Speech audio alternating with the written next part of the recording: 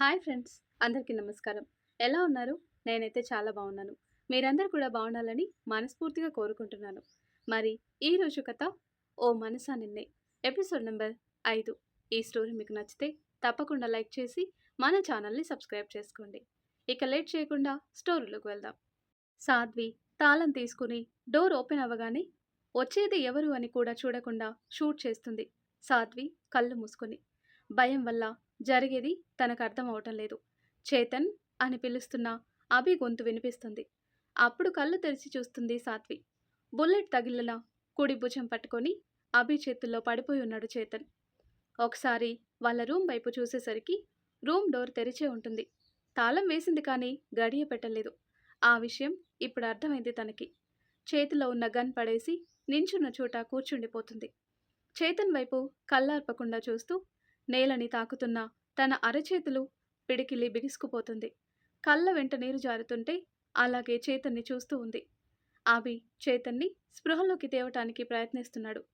అభి గట్టగా చేతన్ అని అరిచేసరికి ఒక్కసారిగా ఊపిరి వదులుతూ కళ్ళు తెరుస్తాడు చేతన్. అది చూడగానే సాధ్వి అలాగే మోకాళ్ళ మీద నడుస్తూ చేతన్ దగ్గరకు వచ్చేస్తుంది. తన చేతులతో చేతన్ ముఖం తడుముతూ చేతన్ చేతన్ అని పిలుస్తుంది. చేతన్ అభి వైపు చూసి దక్ష అని చెయ్యి రూమ్ వైపు చూపిస్తాడు. అభి రూమ్లోకి వెళ్ళి పాపనెత్తుకొని వస్తాడు. తనలో హార్ట్ బీట్ ఉంది, కానీ స్పృహ లేదు. పాపని సాధ్వికిచ్చి చేతన్ని భుజాన వేసుకుని కరణ్ డోరు తెరిచి హాస్పిటల్కి వెళ్తాడు అభి. ఉలిక్కిపడి లేస్తుంది శశి. అప్పుడే వాటర్ తాగి పడుకుంటూ ఉండగా పాపని ఎత్తుకుని ఏడుస్తూ కారెక్కుతున్న సాధ్వి కనిపిస్తుంది కిటికీలో నుండి. పాపకి హెల్త్ బాలేనట్టుంది అనుకొని దేవుడా అంత మంచి జరిగేలా చూడు స్వామి అనుకొని పడుకుంది. కానీ తనకి నిద్ర పట్టడం లేదు. పాపని భుజం మీద వేసుకుని చేతన్ తల ఒడిలో పెట్టుకొని ఇటు పాపని పిలుస్తూ చేతన్ని లేపటానికి ప్రయత్నిస్తూ అభి ఫాస్ట్గా వెళ్ళు అంటూ కూర్చుంది సాధ్వి. అభి వెళ్తూ వెళ్తూ ఆదిత్యకి కాల్ చేసి విషయం పూర్తిగా చెప్పకుండా, ఇంట్లో ఎక్కడికి వెళ్తున్నాడు అనేది చెప్పకుండా హాస్పిటల్కి మాత్రం రమ్మని చెప్పాడు. ఇంతలో హాస్పిటల్ రావడంతో అభి చేతన్ని సాధ్వి పాపని ఎత్తుకొని లోపలికి వెళ్తారు. అక్కడ డాక్టర్ అభి ఫ్రెండ్ మీదున్ అవ్వటంతో అతనికి ఆదిత్య ముందే ఇన్ఫర్మేషన్ ఇవ్వటం వల్ల స్ట్రెచర్తో రెడీగా ఉంటాడు. ఆపరేషన్ థియేటర్లోకి తీసుకువెళ్ళి చేతన్కి ట్రీట్మెంట్ ఇస్తూ ఉంటారు. పాపని చెక్ చేసి ఇంజెక్షన్ చేస్తారు. ఉదయం వరకు స్పృహ వస్తుంది, కంగారేం లేదు అని చెప్పటంతో కాస్త రిలాక్స్ అవుతాడు అభి. ఇద్దరు కానిస్టేబుల్స్ని హాస్పిటల్ నుండి డాక్టర్ని నర్స్కి ఇంటికి పంపించే ఏర్పాటు చేస్తాడు అభి కరణ్ వాళ్ళ కోసం. సాధ్వి మాత్రం చైర్లో కూర్చొని చేతన్ని తీసుకువెళ్ళిన గది వైపు చూస్తూ కదులు మెదలు లేకుండా అలాగే కూర్చుంటుంది. పాపని ఎత్తుకుని సాధ్వి దగ్గరకు వచ్చి తన భుజం మీద చేయి వేస్తాడు అభి. వెంటనే లేచి అభిని హక్ చేసుకుని వెక్కి వెక్కి ఏడుస్తుంది. జరిగింది తెలియకపోయినా చేతన్ తనకి సహాయం చేయటానికి వచ్చాడు అని అర్థమైంది అభికి. సాధ్వి తల నిమురుతూ తనని ఊరుకోబెడుతుండగా ఆదిత్య గారు వచ్చేస్తాడు. అభిని హక్ చేసుకుని ఏడుస్తున్న సాధ్విని చూడగానే ఆదిత్య కాళ్ళు చేతులు ఆడవు. సాధ్వి ఏమైందిరా అంటూ అడుగుతాడు. సాధ్వి ఏడుస్తూనే జరిగేది చెప్పే ప్రయత్నం చేస్తుంది. అభి చేతిలో ఉన్న పాపని చూసి తన దుఃఖం ఇంకా ఎక్కువై మాట అస్పష్టంగా వస్తుంటే చెయ్యి చేతనున్న రూమ్ వైపు చూపించి ఏడుస్తుంది. అలా ఏడుస్తున్న సాధ్విని ఆదిత్య గట్టిగా గుండెకి హత్తుకొని భయపడకురా, నేను వచ్చేశాను కదా అంటూ తనకి ధైర్యం చెప్తూ ఉంటాడు. సాధ్వి కాస్త నిదానించి ఆదిత్య భుజం మీద అలాగే ఉండి అభి ఇచ్చిన నీళ్లు తాగింది. ఇంతలో డాక్టర్ బయటికి రావటంతో అభి మిథున్ దగ్గరికి వెళ్ళి ఏంటిదా పరిస్థితి అంటాడు. బుల్లెట్ అయితే తీసేశాం, కానీ 24 గంటలు గడిస్తే కానీ మేమేమీ చెప్పలేం. ప్రస్తుతానికైతే కండిషన్ సీరియస్ అంటాడు. బుల్లెట్ తీసేశాక ఇంకా సీరియస్ ఏంటి అంటాడు అభి తనకేమీ అర్థం కాక. లేదు అభి, బుల్లెట్ మాత్రమే అయితే ఈ పాటికి నేను కూడా డిశ్చార్జ్ చేసి ఇంటికి పంపేవాడిని. కానీ తలకి చాలా బలంగా దెబ్బ తగిలింది, రక్తం కూడా చాలానే పోయింది. మా బ్లడ్ బ్యాంక్లో అతని బ్లడ్ గ్రూప్ ఉండటం వల్ల ట్రీట్మెంట్ అయితే స్టార్ట్ చేశాం అంటాడు డాక్టర్ మిథున్. అభి ఆలోచనలో ఉండగా మిథున్ అభి భుజం మీద చేయి వేసి అంతా మంచి అవ్వాలని కోరుకుందాం అని చెప్పి లోపలికి వెళ్ళిపోతాడు. మిథున్ వెళ్ళగానే ఆదిత్య అభి వైపు చూసి అసలు ఎవరికి ఏమైందిరా అని అడుగుతాడు. అభి సాధ్విని చూస్తూ ఏమీ చెప్పలేక ఉండిపోతాడు. అభి సైలెంట్‌గా ఉండటం చూసి, "మావయ్య గారు బాగానే ఉన్నారా?" అని అడుగుతాడు అనుమానంగా. అయినా సాత్వి, అభి సైలెంట్‌గానే ఉండటంతో, "కీర్తి పెళ్లి విషయంలో ఏమైనా?" కరణ్ అంటూ ఆగిపోతాడు. "మరి ఇంకా ఎవర్రా? మామయ్య కరణ్ కాదు అంటారు. పాప ఇక్కడే ఉంది నిద్రపోతూ." సాధ్వి ఏడుస్తూ, "నువ్వు బాధపడుతూ. అసలేమైంది?" అంటాడు ఆదిత్య. "పాప నిద్రపోవటం లేదన్నయ్య, మత్తిచ్చారు" అంటుంది సాత్వి. ఆదిత్య షాక్ అయ్యి అభి వైపు చూడగానే పాప తల మీద చేయి వేసి నిమురుతూ అవును అన్నట్టుగా తల ఊపుతాడు బాధగా. ఆదిత్య అభి చేతిలో ఉన్న పాపనెత్తుకొని బుగ్గలు తట్టిన పాపలో కదలిక ఉండకపోవటంతో పాప తలకి తన తల ఆనించి మౌనంగా కన్నీరు కారుస్తూ ఉంటాడు. పక్కనే ఉన్న సాధ్విని చూసి తానే ఇలా బాధపడితే సాధ్వి ఇంకా ధైర్యం కోల్పోతుందని తన పక్కన కూర్చొని చెయ్యి పట్టుకుంటాడు ఆదిత్య. కళ్ళల్లో నుండి జారుతున్న నీటిని తుడుచుకుంటూ, "చచ్చిపోతాను అనుకున్నానన్నయ్య ఈరోజు. పాప ఎవరి చేతిలోనే ఉండిపోయింది. నా చేతులు కట్టేసున్నాయి. ఇంట్లో ఎవ్వరు స్పృహలో లేరు. సమయానికి ఈయన ఇంట్లో లేరు. మీకు ఫోన్ చేసే వీలు లేదు. ఇక ఇంట్లోకొచ్చిన వాళ్ళకి ప్రాణాలు అప్పగించేయాలి అని ప్రాణాల మీద ఆశ వదులుకుంటున్న టైంలో వచ్చాడన్నయ్య. ఎవరో పంపినట్టుగా, మమ్మల్ని కాపాడటానికే అన్నట్టుగా వచ్చాడు. తల నుండి రక్తం కారుతున్నా లెక్క చేయకుండా మా ప్రాణాలకి తన ప్రాణం అడ్డుపెట్టి మమ్మల్ని కాపాడాడు. ఆఖరికి వచ్చింది అభి అని నాకు తెలియక షూట్ చేస్తుంటే ఎలా లేచాడో ఏమో కానీ అభికి బుల్లెట్ తగలకుండా అతని గుండె అడ్డుపెట్టాడన్నయ్య. కేవలం అభికి ఏదైనా అయితే నేనేమైపోతాను అనే భయంతో అతని ప్రాణాలు కూడా లెక్క చేయలేదు" అంటుంది సాధ్వి.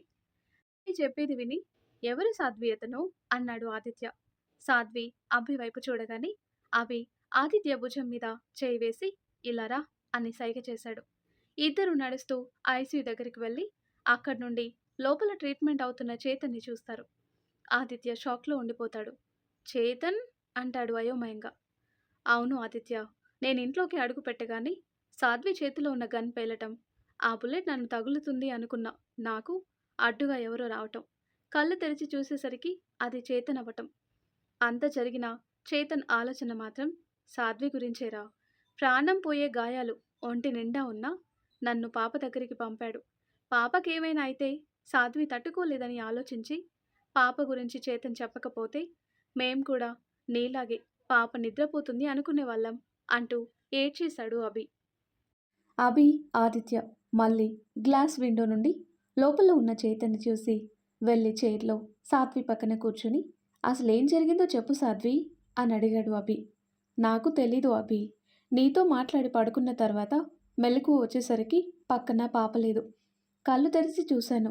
ఎవరో ఇద్దరు రూమ్లో ఉన్నారు. అప్పటికే నా కాళ్ళు చేతులు కట్టేసి మంచానికి లాక్ చేశారు. నేను అరవబోతే నా నోటికి ఒకడు నొక్కి పట్టుకున్నాడు. ఇక నాలో ధైర్యం చచ్చిపోయింది అభి. కనీసం పాపని కాపాడాలి అనుకున్నా కదల్లేకుండా ఉన్నాను. అప్పుడే డోర్ తన్నుకొనొచ్చి పాపని కాపాడి నా చేతులు విడిపించి పాడిపోయాడు చేతన్. ఎంత ప్రయత్నించినా కనీసం పలకలేదు. కానీ నేను షూట్ చేసేసరికి నీకు ఎదురుగా ఎలా వచ్చి నించున్నాడో నాకు తెలీదు" అని చెప్పింది సాధ్వి. ముగ్గురు అలాగే కూర్చున్నారు ఉదయం వరకు. సాధ్వి చైర్లోనే వెనక్కి వాలి కళ్ళు మూసుకుంది. చేతన్కి తనకి మధ్య జరిగిన సంఘటనలు తలుచుకుంటూ. మెల్లిగా తెల్లవారుతూ ఉండగా సాత్వి కళ్ళు తెరిచి చేతన్ని చూస్తూ డోర్ బయటే ఉండిపోయింది. ఆక్సిజన్ మాస్క్, ఒంటి నిండా ఏవో వైర్లు, చుట్టూ ఎక్విప్మెంట్, చేతికి సెలైన్, ప్రాణాలతో పోరాడుతున్న చేతన్.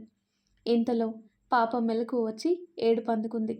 సాధ్వి పాపనెత్తుకుని ఏడుపు మానిపించి పాలు పట్టి అభికిచ్చింది. అభి పాపని డాక్టర్కి చూపించి ఏమీ పర్వాలేదు అని ఆయన చెప్పటంతో మళ్ళీ వెనక్కొచ్చేశాడు. కాసేపటికి అభిని పిలిచాడు మిథున్. "చెప్పరా, ఏంటి పొజిషన్" అన్నాడు అభి.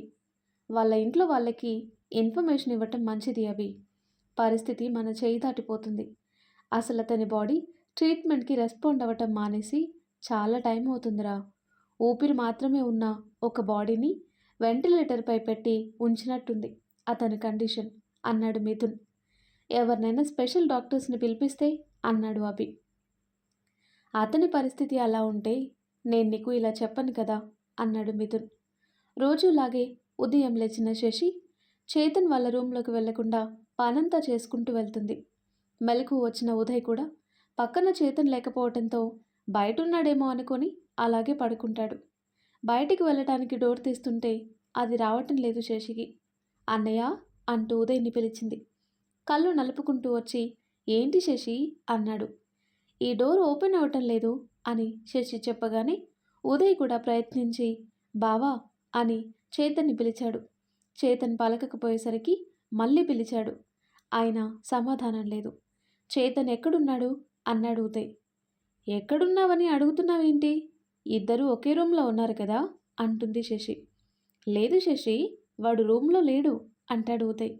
శశి కంగారుగా ఇల్లంతా చూస్తుంది. చేతన్ ఎక్కడా లేకపోవటంతో ఇంత పొద్దున్నే ఎక్కడికి వెళ్ళుంటాడు? కాసేపు చూద్దాం అంటాడు ఉదయ్.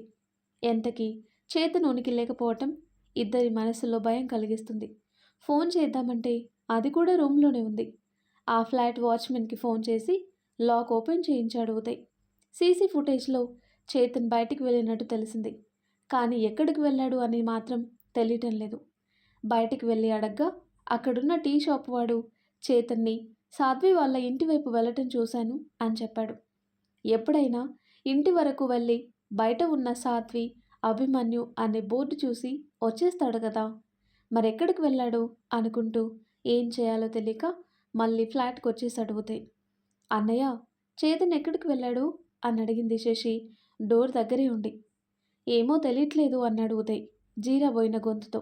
ఇంతలో ఏదో గుర్తొచ్చిన దానిలా అన్నయ్య, రాత్రి సాధ్వి, అభిమన్యు గారు ఎక్కడికో బాధపడుతూ వెళ్ళారు. చేతన్ కూడా వెళ్ళుంటాడా అంటుంది శశి. చేతన్ ఫోన్ నుండి అభి నెంబర్కి కాల్ చేస్తాడు ఉదయ్. హాస్పిటల్ దగ్గర టీ తాగుతున్న అభి మొబైల్ రింగ్ అయ్యేసరికి లిఫ్ట్ చేస్తాడు. హలో అభిమన్యు గారు అంటాడు ఉదయ్. హా చెప్పండి, ఎవరు మాట్లాడేది అని అడుగుతాడు అభి. ఏసీపీ గారు, నా పేరు ఉదయ్ అండి. నేను చేతన్ ఫ్రెండ్ని. రాత్రి నుండి చేతన్ కనబడటం లేదు అంటాడు ఉదయ్. అంటే మీరు మొన్న హాస్పిటల్కి చేతన్తో పాటు వచ్చిన వాళ్ళ అంటాడు అభి. అవునండి అంటాడు ఉదయ్. అభి హాస్పిటల్ పేరు చెప్పి మీరిక్కడికి రాగలుగుతారా అంటాడు. ఉదయ్లో కంగారు ఎక్కువై చేతన్ బాగానే ఉన్నాడా సార్ అంటాడు. ముందు మీరు రండి అంటాడు అభి. 15 నిమిషాల్లో అభి ముందుంటారు శశి, ఉదయ్. వీళ్ళ కోసమే అని బయట ఎదురు చూస్తుంటాడు అభి. అభికి విషేసి సార్, ఉదయం నుండి మా చేతన్ రూమ్లో లేడు. రాత్రి మీరు సాధ్వి గారు పాపనెత్తుకుని హాస్పిటల్ వెళ్ళటం మా చెల్లి చూసిందంట. చేతన్ కూడా మీ వెనకే వచ్చుంటాడు అనిపించి మీకే కాల్ చేశాను అంటాడు ఉదయ్. మా ఇల్లు కనిపించే దూరంలో ఉంటున్నారా మీరు అంటాడు అభి. అవును సార్, చాలా రోజులుగా ఉంటున్నాం అంటారు ఉదయ్. అభి ఆలోచనలో ఉండగానే సార్, చేతన్ ఇక్కడికి వచ్చాడా అంటాడు కళ్ళల్లో బాధ దాచుకుంటూ. పైకి వెళ్దామా అంటాడు అభి.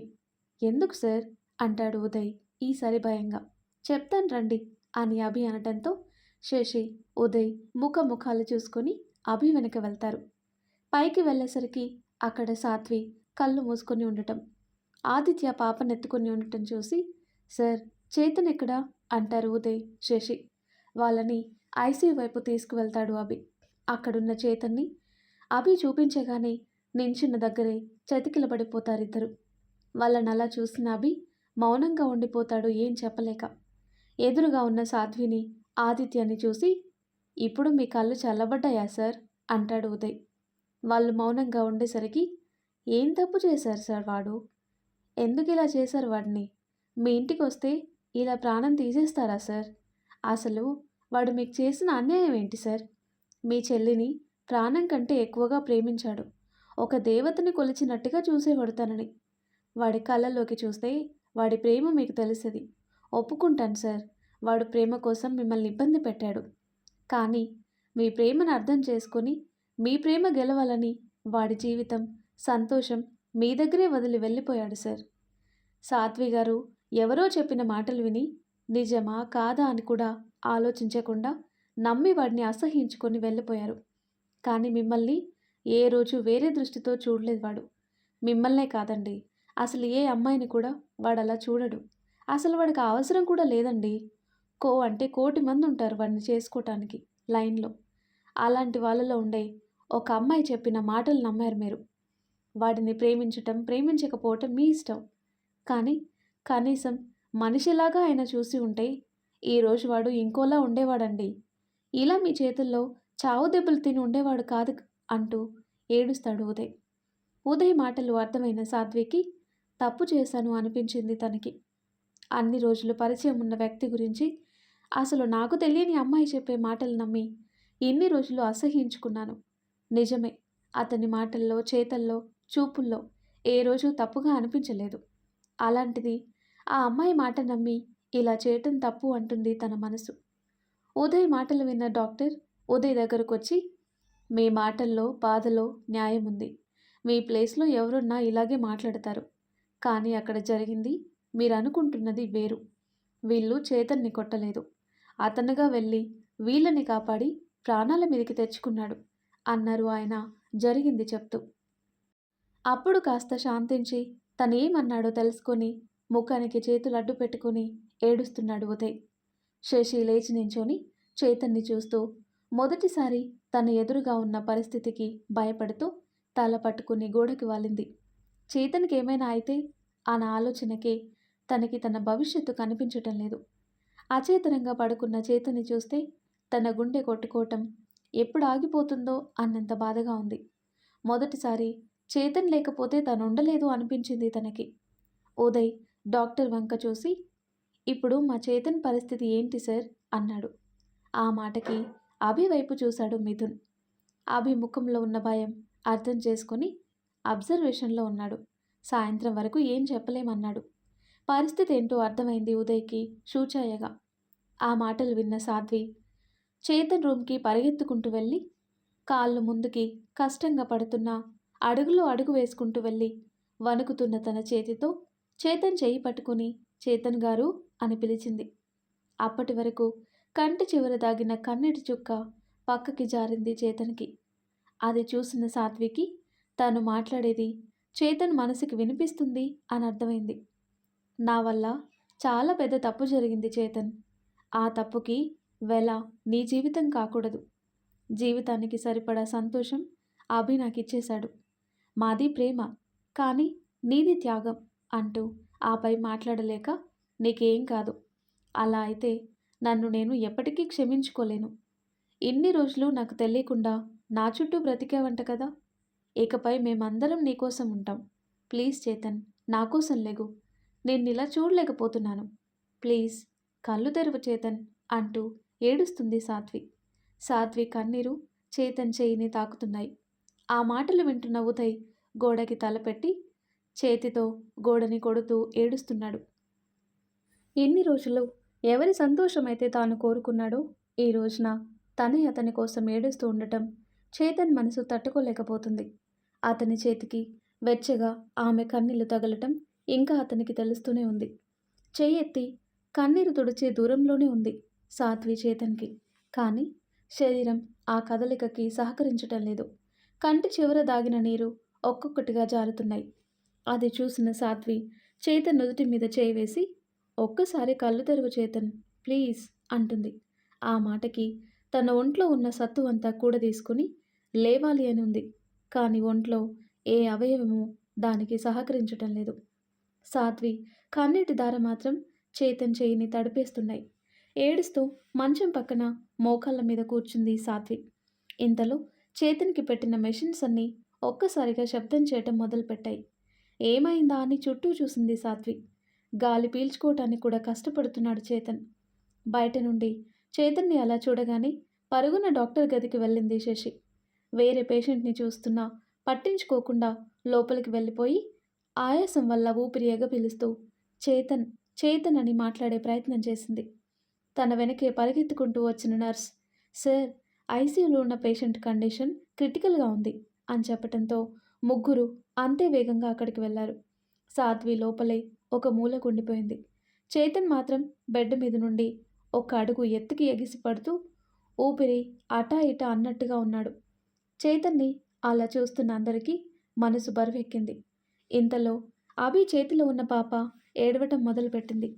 ఆ ఏడుపు శబ్దం చేతన్ చెవిని చేరి దవడ కండరాలు బిగుసుకుపోతున్నాయి.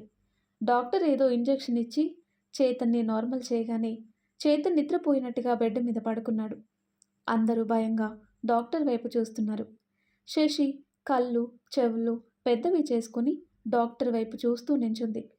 మిథున్ నర్స్కి మెడిసిన్స్ కోర్స్ చెప్పి సాత్వి వైపు చూసి బయటికి వెళ్దాం రండి అని పిలిచాడు. అందరూ బయట వీళ్ళ కోసమే ఎదురు చూస్తున్నారు.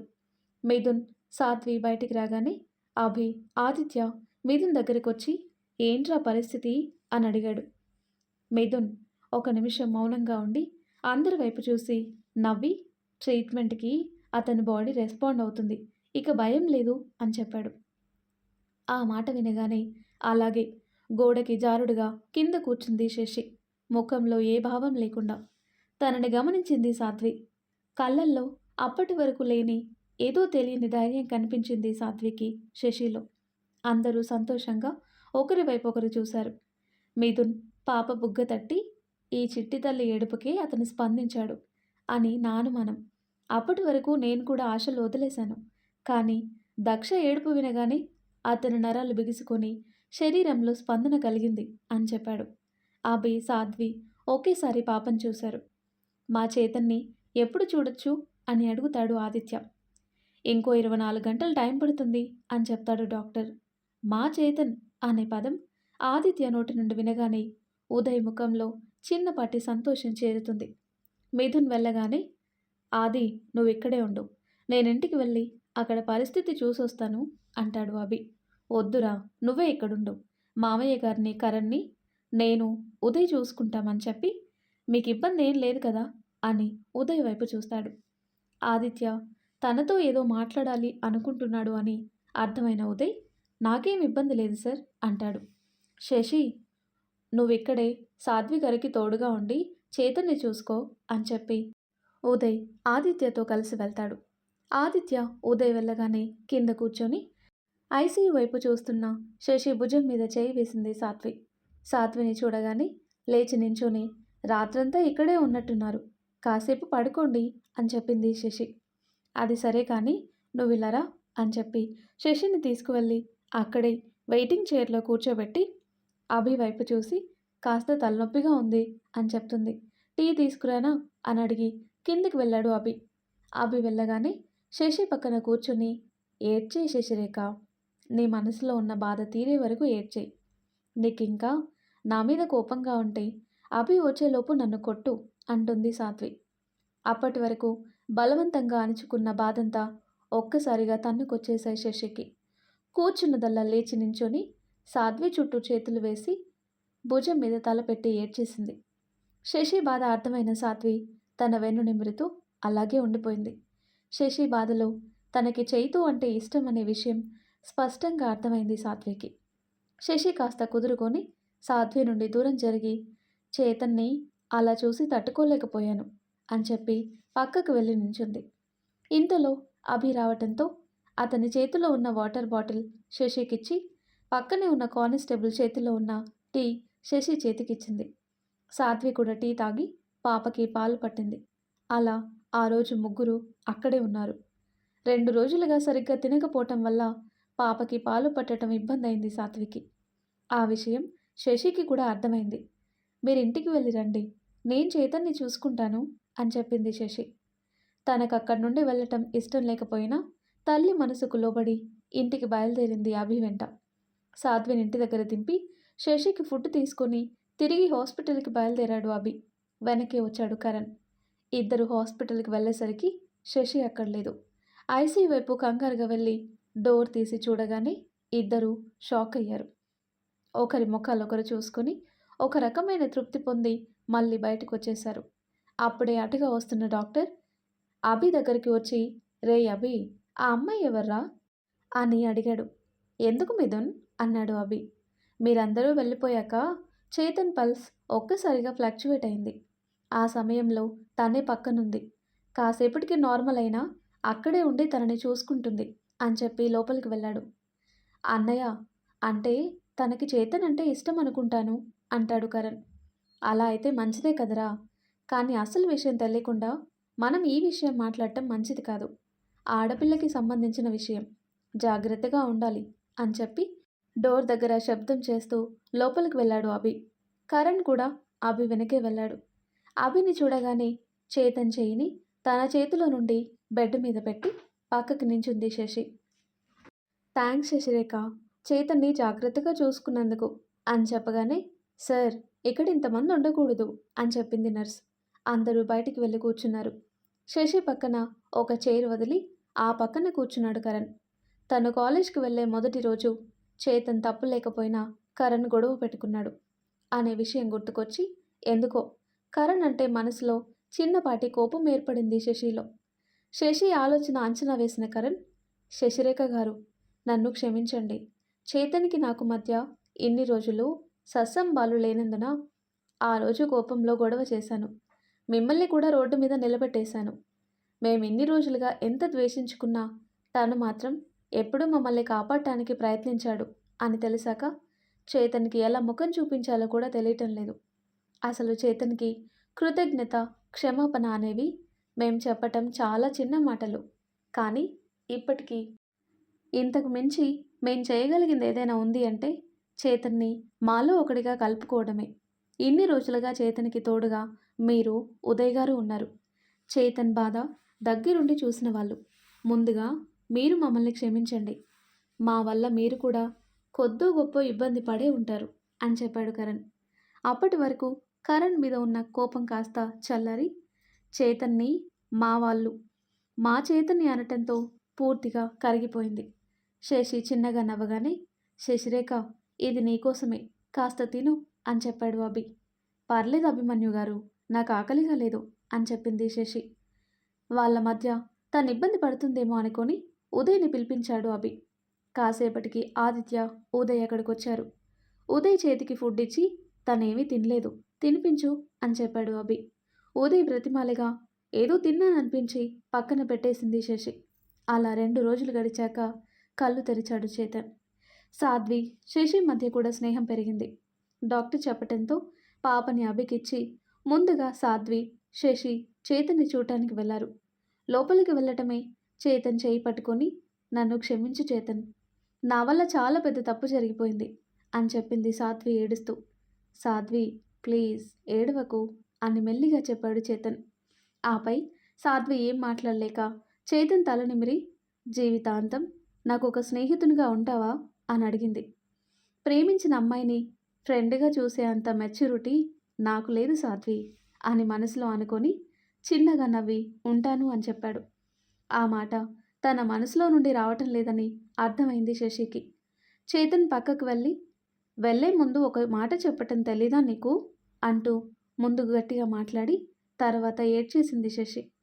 సారీ శశి, మీరు పడుకున్నారు కదా అని వెళ్ళిపోయాను అని చిన్నగా చెప్పి ఏడుస్తున్న శశి చేయి పట్టుకొని, ఇప్పుడు నాకేమైంది, బాగానే ఉన్నాను కదా అన్నాడు చేతన్. మళ్ళీ ఆ మాట అంటే కొట్టేస్తాను చేతన్. 4 రోజులైంది నువ్వు మాట్లాడి. ఇలా పడుకొని ఉన్న నిన్ను చూస్తుంటే ఎలా ఉందో తెలుసా అంటూ ఆపై మాట్లాడలేక ఆగిపోయింది. అభి చేతికి బుల్లెట్ తగిలిన రోజు సాధ్వి ఎలా బాధపడిందో అంతకు రెట్టింపు బాధ శశి మాటల్లో సాత్విక్ అర్థమైంది. చేతన్ చేతిలో ఉన్న శశి చేయి చూసి, దేవుడా, ఈ సమయంలో ఇలా ఆలోచించటం తప్పే కావచ్చు, కానీ తన ప్రేమ నిజమే అయితే వీళ్ళని జీవితంలో వేరు చేయకు స్వామి. చేతన్ మనసుకైన గాయానికి మందు శశి ప్రేమే అని నాకనిపిస్తుంది అని ఆలోచిస్తున్న సాత్వి చేయి తట్టి, వెళ్దామా సాత్వి గారు అని అడిగింది శశి. సాత్వి చేతన్ తల నిమిరి బయటికి వెళ్ళింది. అది జాలి మాత్రం కాదు అని చేతన్కి తెలుసు. అభి, ఆదిత్య, ఉదయ్, కరణ్ పాపనెత్తుకొని చేతన్ దగ్గరికి వెళ్ళారు. బయట నించున్న శశి సాధ్వి వాళ్ళ మాటలు వినబడకపోయినా వాళ్ళు నవ్వుతూ మాట్లాడుతుంటే చూస్తూ నించున్నారు. అభి పాపని చేతన్ ముఖానికి ఆనించి పెట్టాడు. పాప చేతన్ బుగ్గన ముద్దు పెట్టి బోసి నవ్వులు నవ్వింది. చేతన్ కళ్ళల్లో ఇన్ని రోజులుగా తను చూసిన బాధ ఈరోజు లేదు. అది చూస్తుంటే శశికి మాటల్లో చెప్పలేనంత హ్యాపీగా ఉంది. వాళ్ళు బయటికి వచ్చాక అందరూ కలిసి డాక్టర్ దగ్గరికి వెళ్ళారు. రిపోర్ట్స్ అన్నీ చూసి 2 రోజుల్లో డిశ్చార్జ్ చేస్తామని చెప్పి కొన్ని రోజులు రెగ్యులర్ చెకప్స్కి తీసుకురావాలి అని చెప్పారు. డాక్టర్ చేతన్ని మా ఇంటికి తీసుకువెళ్తాను అని చెప్పింది. అందరూ దానికి ఒప్పుకోగానే అక్కడైతే అనుకి ఇంట్లో వాళ్ళకి తెలిసిపోతుంది కదా అని చెప్పింది శశి. అవును. మరిప్పుడెలా? అని అడిగాడు ఆదిత్య. మా రూమ్‌కే తీసుకువెళ్తాం. మేం జాగ్రత్తగా చూసుకుంటాం అని చెప్పాడు ఉదయ్. శశి కూడా అదే కోరుకుంది. కాసేపు ఆలోచించినా అందరికీ అదే మెరుగు అనిపించటంతో అందరూ ఒప్పుకున్నారు. అందరూ బయటికి వెళ్ళగానే శశిని తీసుకుని లేడీ డాక్టర్ దగ్గరికి వెళ్ళింది సాధ్వి. ఇక్కడికెందుకు సాధ్వి గారు అని అడిగింది శశి రూమ్ బయటే ఆగి. సాధ్వి గారు అని పిలిచి దూరం చేయకు శశి, అక్క అని పిలు అని చెప్పింది సాధ్వి. శశి కాస్త మొహమాటంగా సరే అక్క, ఇప్పుడు ఇక్కడికెందుకు అని అడిగింది. చెప్తాన్రా అని లోపలికి తీసుకుని వెళ్ళి డాక్టర్ గారు తిను మా చెల్లి ఉదయం గుడిలో మొక్కు తీర్చుకోవటానికి మోకాళ్ళపై మెట్లెక్కింది. దెబ్బలు తగిలినట్టున్నాయి, ఒకసారి చూడండి అని చెప్పింది సాధ్వి. ఆ మాటకి షాక్ అయ్యి సాధ్వి వంక చూసింది శశి.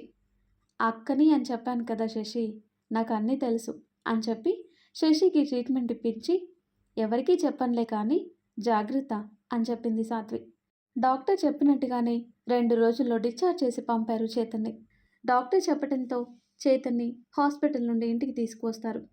ఉదయ్ చెప్పినట్టుగా వాళ్ళ ఫ్లాట్కి తీసుకొస్తారు. ముందుగానే వచ్చి అన్ని సర్దిపెట్టి ఉంచుతుంది శశి.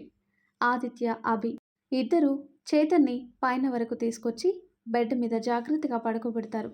అందరికీ కాఫీ చేసిచ్చి చేతనికి మాత్రం సూప్ చేస్తుంది శశి.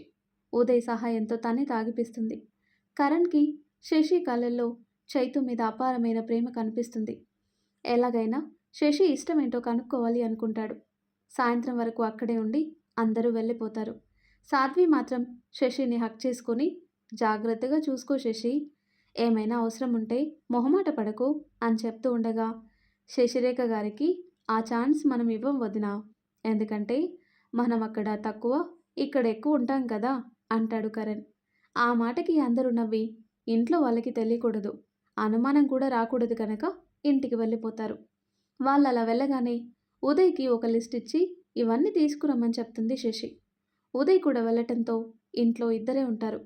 ఉదయ్ వెళ్ళగానే డోర్ పెట్టేసి చైతు ఉన్న రూమ్కి వెళ్తుంది శశి. చైతు మెలకువగానే ఉండటంతో చిన్న స్టూల్ లాంటిది బెడ్ దగ్గర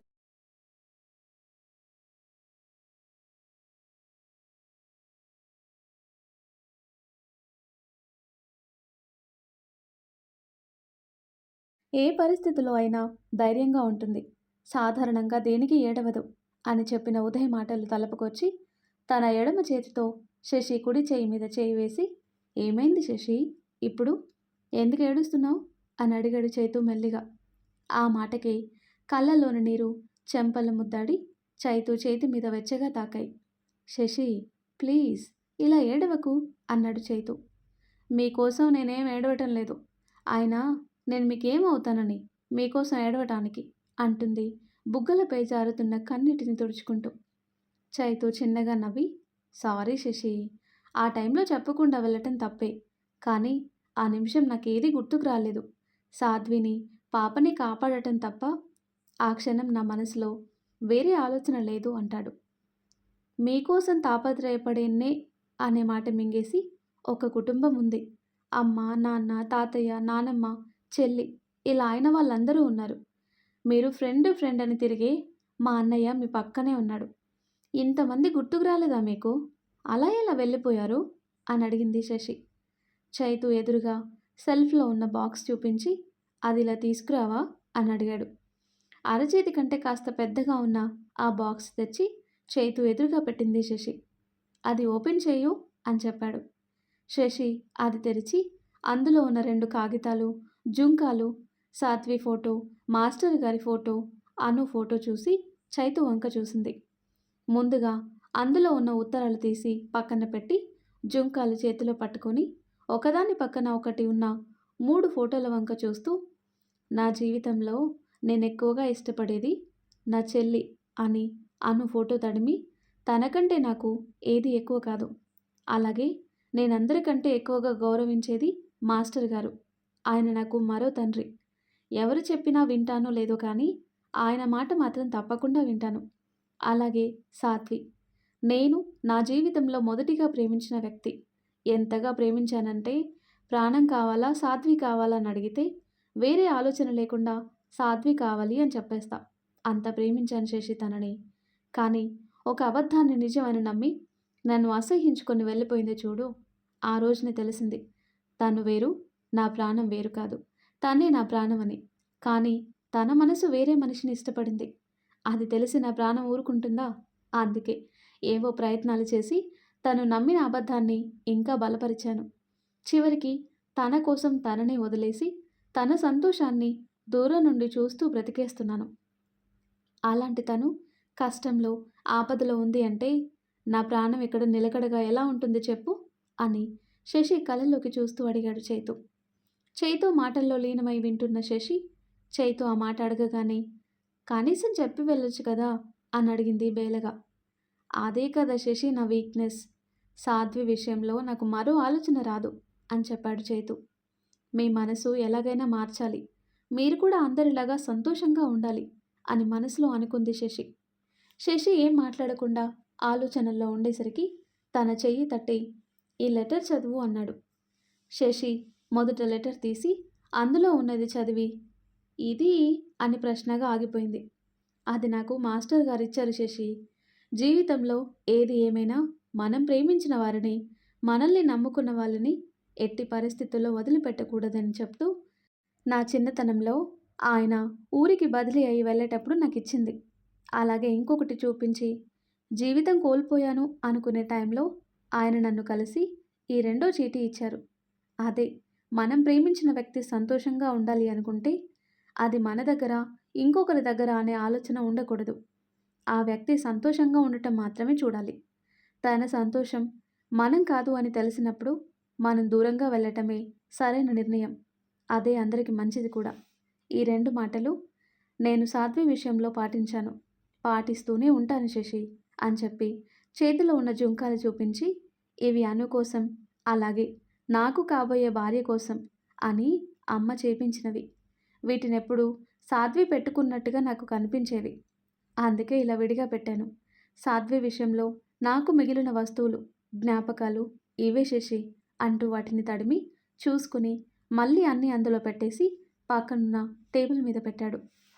మీకు సాధ్వి గారి మీద కోపం లేదా అని అడిగింది శశి. నువ్వేదైనా పొరపాటు చేస్తే మీ నాన్నకి కోపం వస్తుందా శశి అని అడుగుతాడు చైతు. ఆ మాటకి చలించిపోతుంది శశి. ఇంతలో బయటికి వెళ్ళిన ఉదయ్ వచ్చి డోర్ బెల్ కొట్టడంతో వెళ్ళి డోర్ తీస్తుంది. ఉదయ్ తెచ్చిన వస్తువులు తీసుకుని వంట పని చూస్తుంది శశి. కానీ మనసు మొత్తం చైతు చెప్పిన మాటల చుట్టే తిరుగుతుంది.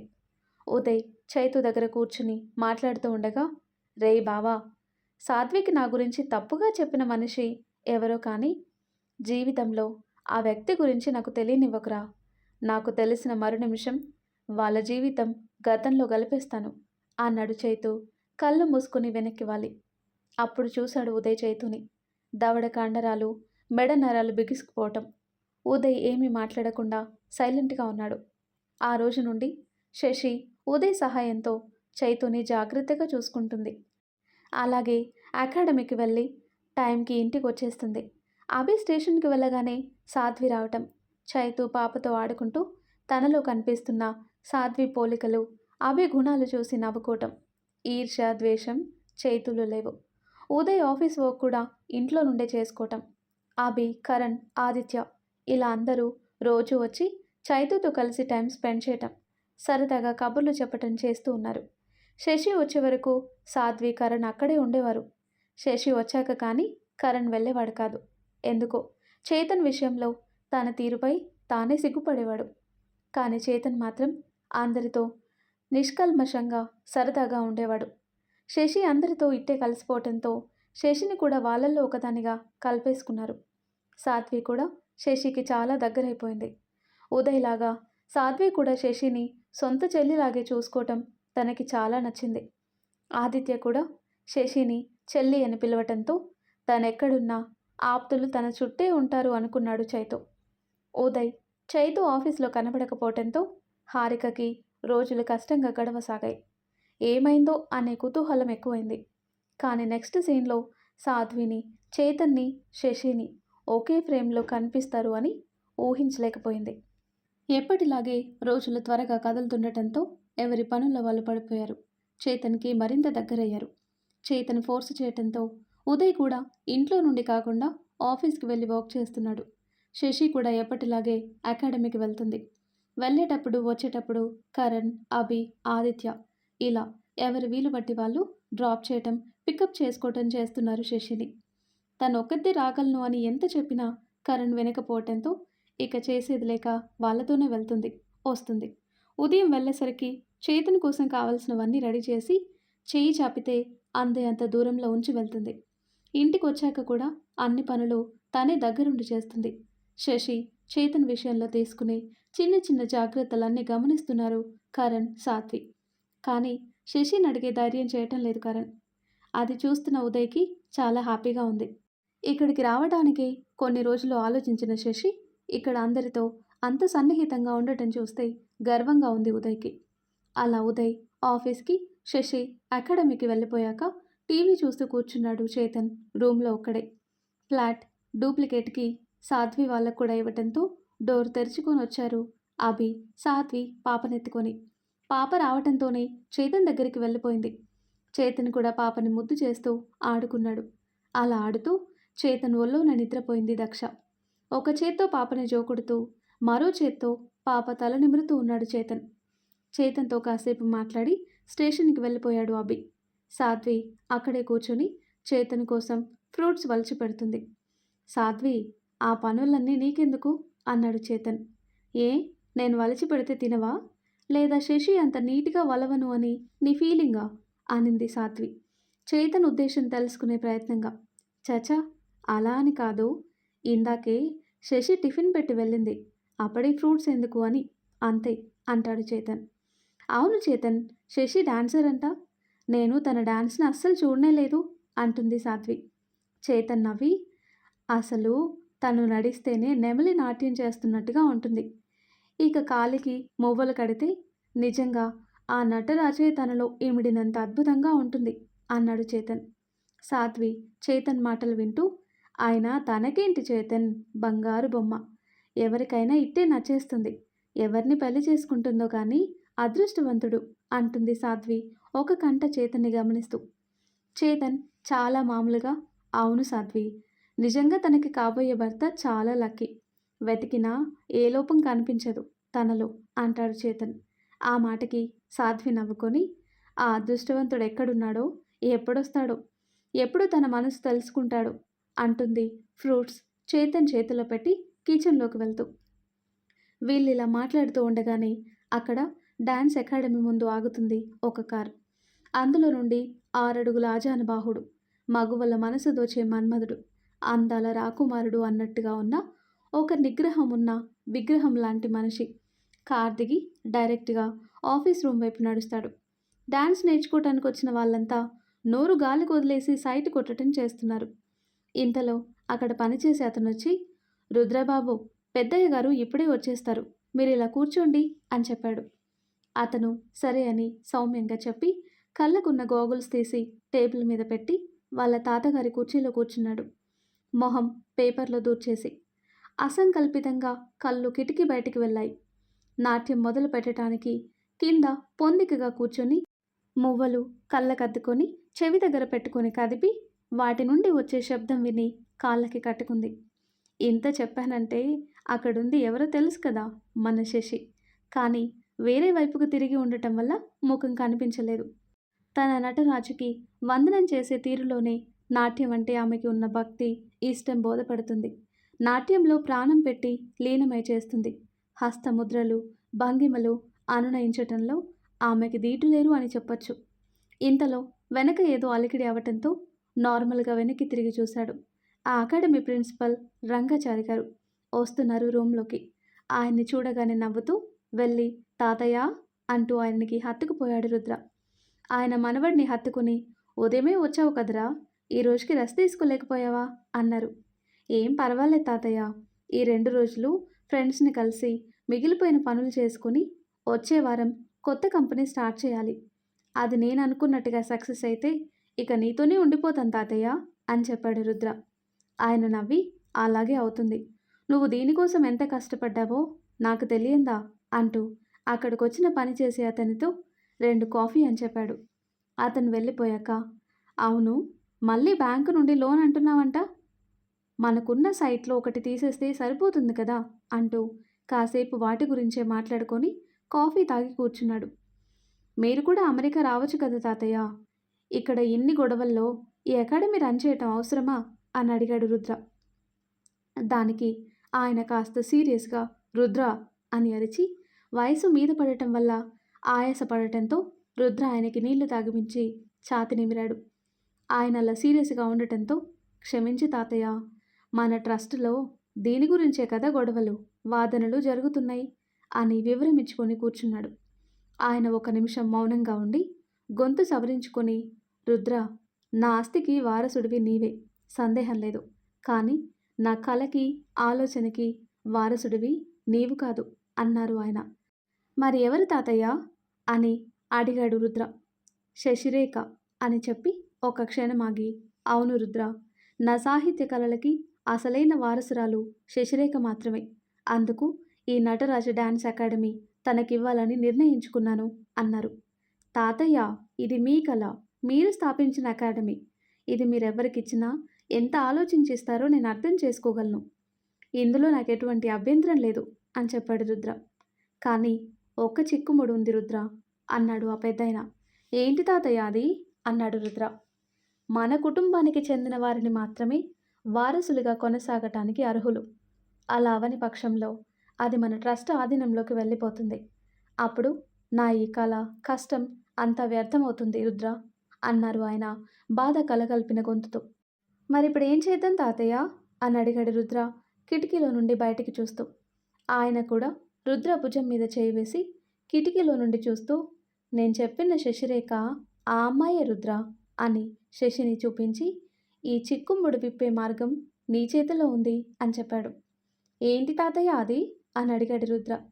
శశిరేఖ మన ఇంటి అమ్మాయి అయితే ఇక ఏ సమస్య లేదు అన్నారు ఆయన. అంటే అన్నాడు రుద్ర ఆయన మాటలు పూర్తిగా బోధపడక. మీకు పరస్పరం ఇష్టమైతే ఆ అమ్మాయిని మన ఇంటికి కోడలుగా తెచ్చుకుందాం రుద్ర. ఎంత వెతికినా నీకు ఇలాంటి అమ్మాయినైతే తీసుకురాలేను, మేలిమి బంగారంతను అన్నారు ఆయన. రుద్ర ఆలోచనలో పడ్డాడు. శశి నాట్యం పూర్తి చేసి వెనక్కి తిరగటంతో తనని చూసి ఒక నిమిషం ఫ్రీజ్ అయిపోయాడు రుద్ర. అందం అనే మాటకి అసూయ పుట్టే అందం తనది అనుకున్నాడు మనసులో. అప్పటి వరకు నాట్యం చేసిన అలసట తన ముఖంలో అస్సలు లేదు. ఎలాంటి బాధనైనా మురిపిస్తుంది తన నవ్వు. రుద్ర శశిని చూసే చూపులో మనవడికి ఇష్టమే ఉన్నట్టుగా ఉంది అని లోపల సంతోషపడిన రుద్ర భుజం మీద చేయివేసి, నీకు తను నచ్చిందా అని అడిగారు. రుద్ర వాళ్ళ తాతయ్యని హక్ చేసుకొని, నీ సెలెక్షన్కి వంకలు పెట్టే పనుండదు తాతయ్య, కానీ తన గురించి ఏం తెలియకుండా నేను నిర్ణయం చెప్పలేను అన్నాడు. ఆ మాటకి సంతోషించి, అయితే నీకు నువ్వుగా తెలుసుకో తన గురించి అన్నారు రంగాచారి గారు నవ్వుతూ. అదేంటి తాతయ్య, నీకు తెలీదా తన గురించి అన్నాడు రుద్ర. తెలుసు, కానీ చెప్పను. నేను చెప్తే నా అభిప్రాయం నీ మనసు మీద అద్దినట్టుంటుంది. నీకు నువ్వుగా తెలుసుకుంటే అప్పుడు నీకు నిజంగా నచ్చిందో లేదో తెలుస్తుంది అని చెప్పారు. కానీ ఎలా తెలుసుకోవాలి అని అడిగాడు రుద్ర కనుబొమ్మలు దగ్గరికి చేసి. తాతయ్య రెండు భుజాల మీద రెండు చేతులు వేసి మాట్లాడుతూ. ఆయన రుద్ర బుగ్గ మీద చిన్నగా తడుతూ, మీ జనరేషన్కి నేను నేర్పేదేముందిరా అన్నారు హాస్యంగా. దానికి రుద్ర కూడా నవ్వి, సరే తాతయ్య, ఆ ఆజ్ఞ అంటూ మళ్ళీ ఒకసారి శశిని చూసి, ఇక వెళ్తాను మరి, నాకు చాలా పనులున్నాయి అని చెప్పాడు రుద్ర. సరే, మళ్ళీ ఎప్పుడొస్తావు అని అడిగారు ఆయన. దానికి రుద్ర చిన్నగా నవ్వి, ఇక రోజు ఇక్కడిక్కడే తిరుగుతూ ఉంటాను అని అల్లరిగా చెప్పాడు. హాహా అంటూ పెద్దగా నవ్వి ఆయన తిరిగి కుర్చీలో కూర్చొని, ఇప్పుడు ఎక్కడికి వెళ్తున్నావు అని అడిగారు. ఇంకో గంటలో వైజాగ్ ఫ్లైట్ ఉంది తాతయ్య, ఈరోజు అక్కడే మీటింగ్ ఉంది, రాత్రికి తిరిగి వచ్చేస్తాను అని చెప్పి కార్ కీస్ తీసుకుని తాతయ్య ఆశీర్వాదం తీసుకుని వెళ్ళబోతూ ఉండగా, మీటింగ్ ఎవరితో అని అడిగారు రంగాచారి గారు. ఆనంద్ సింగరాజు గారితో అని చెప్పి వెళ్ళిపోయాడు రుద్ర. ఆనంద్ సింగరాజు అనే పేరు తలుచుకొని కుర్చీలో వెనక్కి వాలారు. బయటికి వచ్చిన రుద్ర శశి ఉన్న వైపుకు వెళ్ళి, శశిరేఖ అని పిలిచాడు. మువ్వలు తీసేసి కూర్చున్న శశి రుద్ర ఎదురుగా వచ్చి, ఎవరు మీరు అని అడిగింది. నా పేరు రుద్ర అని చెప్పి మాట ఆపకుండా, యు ఆర్ బ్యూటిఫుల్ డాన్సర్, నీ నాట్యంలో జీవం ఉంది అని బయటికి చెప్పి శశికి మాట్లాడే సమయం ఇవ్వకుండానే తిరిగి వెళ్ళిపోయాడు. అతను వెళ్ళిన వైపు చూసి మళ్ళీ తన పనిలో నిమగ్నం అయిపోయింది శశి. కానీ అతని తీరెందుకో కాస్త ఇబ్బందిగా ఉంది. ఎటో వెళ్ళిపోయింది మనసు అనే పాట వింటూ కార్ని ఎయిర్పోర్ట్ వైపు పరుగులు పెట్టించాడు రుద్ర. ఆఫీస్ నుండి ఇంటికి వెళ్ళేసరికి శశి రెడీ అయ్యి చేతన్కి హెల్ప్ చేస్తూ ఉంటుంది. కానీ ఎంత చేసినా డ్రెస్సింగ్ విషయంలో ఆడపిల్లగా తనేం చేయలేదు కనుక ఉదయ్ కోసం ఎదురు చూసి ఉదయ్ రాగానే ఉదయ్ని హడావిడి చేసి రెడీ అవ్వటానికి పంపింది. ముగ్గురు రెడీ అయ్యి కిందకి వచ్చేసరికి సాత్వి, అభి, కరణ్, దక్ష, నారాయణ గారు కూడా రెడీగా ఉన్నారు. చేతన్ ఆఫీస్కి ఎందుకు రాలేదు అనుకుంటూ ఉదయ్ వెనక ఫాలో అవుతూ ఇంటి వరకు వచ్చి అక్కడే సాధ్విని చూసి దూరంగా ఆగిపోయింది హారిక. కాసేపటికి శశి సహాయంతో బయటికి వస్తున్న చేతన్ని చూసి చేతన్కైన గాయాల కంటే ముందు చూపు శశి మీద పడింది. చేతన్కి తన భుజం ఆసరాగా ఇచ్చి మెల్లిగా నడిపిస్తూ తీసుకువచ్చిన శశిని ఒకవైపు, చేతన్ కోసం ఎంతో అభిమానంగా ఎదురు చూస్తున్న సాధ్వి మరోవైపు. వీళ్ళనిలా చూస్తుంటే దిమ్మ తిరిగిపోయింది హారికకి. ఇప్పుడు తను సాధ్వి, ఉదయ్, చేతన్లకి ఎదురు పడితే ఇక తన గతి అదో గతి అని ఆలోచించుకొని శశి చేతన్కి అంత దగ్గరగా ఉంటే సహించలేక ఈసారి దీని పని పట్టాలి, మళ్ళీ చేతన్ దరిదాపుల్లో కూడా కనబడనివ్వకూడదు అని శశి మీద అక్కసు నింపుకొని వాళ్ళు కారులో బయలుదేరే వరకు అక్కడే ఉండి వాళ్ళు వెళ్ళిపోయాక మెల్లిగా ఇంటి దారి పట్టింది. మరి ఆ తర్వాత ఏం జరిగిందో నెక్స్ట్ వీడియోలో తెలుసుకుందాం.